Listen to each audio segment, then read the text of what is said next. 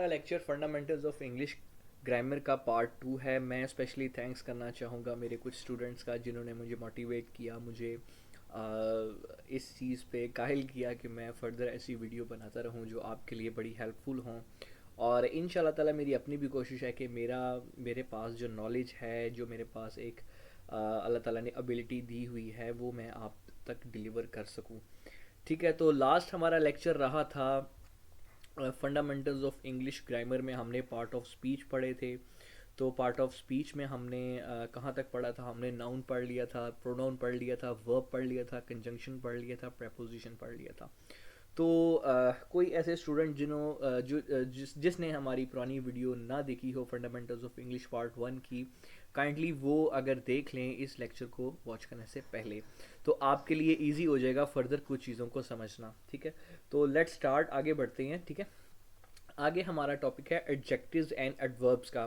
तो adjectives and adverbs क्या होते हैं? तो सबसे पहले आपको एक चीज़ को समझना है कि एडजेक्टिव्स जो से हैं वो दो ही चीज़ों को डिस्क्राइब करते हैं। जैसे कि आपकी स्क्रीन पे लिखा हुआ है, एडजेक्टिव्स नाउन और प्रोनाउन को डिस्क्राइब करते हैं, डिफाइन करते हैं, बताते हैं कि ये क्या चीज़ है। ठीक है, एडजेक्टिव्स की कुछ टाइप्स भी हैं। ठीक है, वो हम फर्दर अभी आगे देखेंगे, लेकिन इतने डिटेल्स में नहीं इनको देखेंगे। ये आपको एक फंडामेंटल, जो एक बेसिक स्ट्रक्चर, एक बेसिक एलिमेंट है इंग्लिश ग्रामर में, कि एक सेंटेंस के अंदर अगर एक मीनिंगफुल सेंटेंस सेंस देता है तो वो किस तरह देता है। ठीक है, और एडवर्ब्स में आप देखेंगे एडवर्ब के वर्ड में ही वर्ब है। ठीक है, एडवर्ब क्या करता है? आपके वर्ब को डिस्क्राइब करता है, वर्ब को डिफाइन करता है। तो चलें स्टार्ट करते हैं। आज का हमारा लेक्चर एडजेक्टिव और एडवर्ब का है। ठीक है, तो एडजेक्टिव का अगर आप अपनी स्क्रीन पर देख रहे होंगे, सबसे पहले यहाँ पे मैंने एक पॉजिटिव, कंपैरेटिव और सुपरलेटिव लिखा हुआ है। बेसिकली एडजेक्टिव की 3 डिग्रीज होती हैं। ठीक है, आपने अगर देखा होगा वाइज, वाइजर और वाइजेस्ट। ठीक है, और सेकंड पे गुड, बेटर और बेस्ट।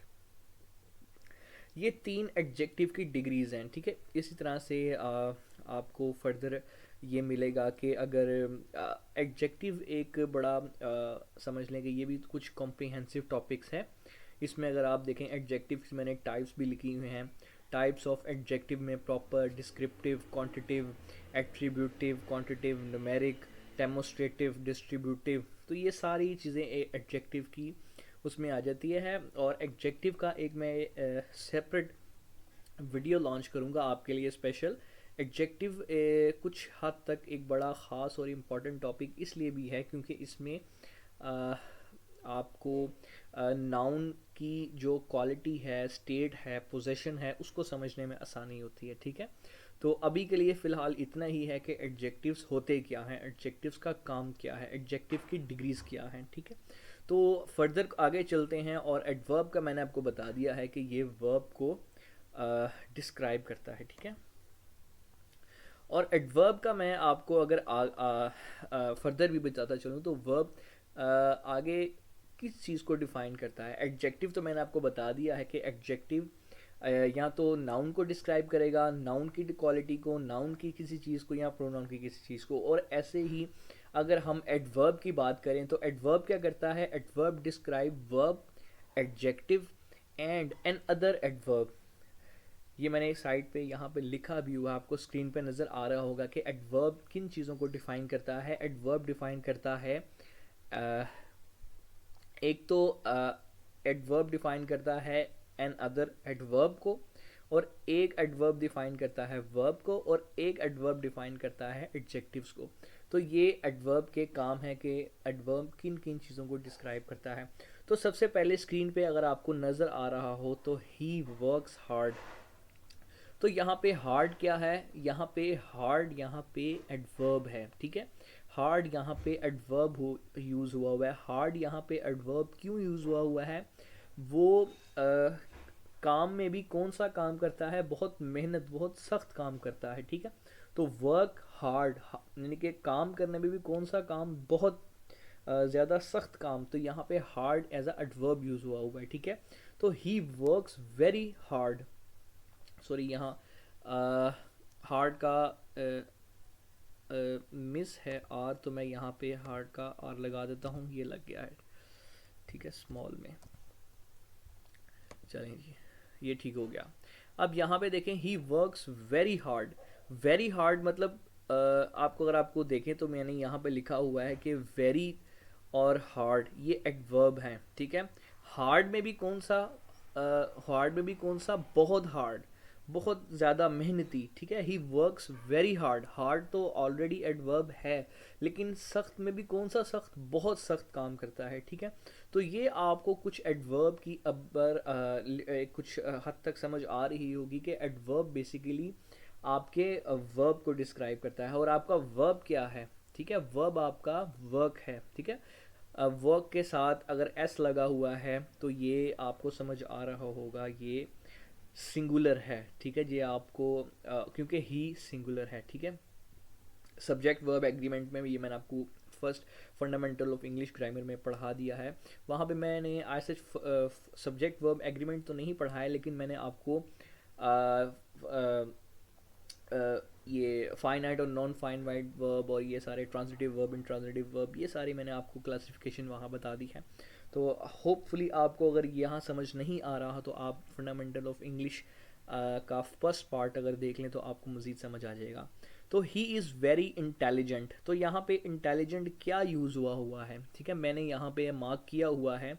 तो वेरी तो आपको पता लग जाएगा कि वेरी ये एक एडवर्ब है। और इस सेंटेंस में ही इज़ वेरी इंटेलिजेंट में ही इज़ वेरी, यहाँ पे इज़ आपका वर्ब है और वेरी आपका एडवर्ब है। जी हाँ, बिल्कुल एग्जैक्टली आपने अच्छा गेस किया। तो यहाँ पे इंटेलिजेंट आपका एडजेक्टिव है, ठीक है। इंटेलिजेंट कौन है, अगर आपको मैं एक सिंपल सेंस में पूछूं कि इंटेलिजेंट कौन है, इंटेलिजेंट ही है। और ही कौन है, और ही में भी क्या है, वो वेरी इंटेलिजेंट है। He is very intelligent. Intelligent कौन है, आपका ही है। ही क्या है, ही सब्जेक्ट है। तो सब्जेक्ट के साथ उसका वर्ब इज़ लगा हुआ है। अगर मैं आपसे यहाँ पूछूं कि इज़ क्या है, तो इज़ यहाँ पे एक स्टेटिव वर्ब का काम कर रहा है, एक मेन वर्ब का काम कर रहा है। अब ये स्टेटिव वर्ब, मेन वर्ब, ये आप फंडामेंटल ऑफ इंग्लिश ग्रामर की पार्ट 1 में समझ सकते हैं, वहाँ में मैंने बताया हुआ है, ठीक है।